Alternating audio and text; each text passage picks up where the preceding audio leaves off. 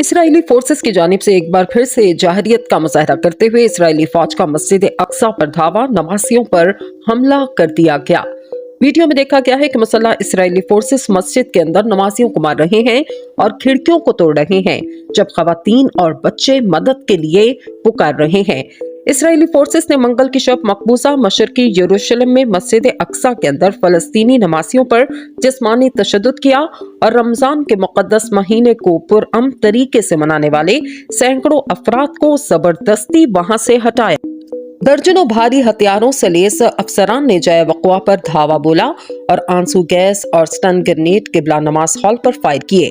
چاندی کے گنبد والی عمارت، جہاں سینکڑوں مرد، خواتین، بوڑھے اور بچے نماز ادا کرنے کے لیے رات بھر قیام کر رہے تھے، کچھ عینی شاہدین نے بتایا کہ ربڑ کی کوڈڈ اسٹیل کی گولیاں بھی چلائی گئی۔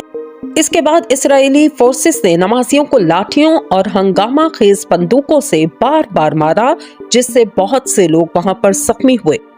فلسطین ریڈ کریسنٹ سوسائٹی نے کہا کہ اسے مسجد اقصی میں زخمی ہونے کے بہت سے اطلاعات موصول ہو چکی اور وہ ان کے علاج کے لیے اپنی ٹیمیں تعینات کر رہی ہے۔ مقامی میڈیا کا کہنا ہے زخموں میں آنسو گیس کی وجہ سے زخموں کے نشانات، فریکچر اور سانس لینے میں اس وقت دشواری شامل ہے۔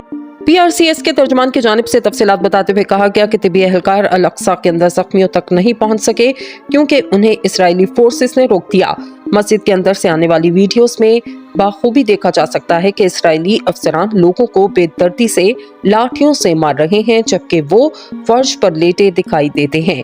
اس دوران پس منظر میں خواتین اور بچوں کی مدد کے لیے چیخیں بھی سنائی دے رہی ہیں۔ اس دوران جائے وقوع پر موجود خواتین نمازیوں میں سے ایک نے مقامی میڈیا کو بتایا کہ خواتین کو بالآخر باہر جانے کی اجازت دے دی گئی، لیکن وہاں پر موجود مرد حضرات کو سخت مارا پیٹا گیا اور انہیں گرفتار کر لیا گیا۔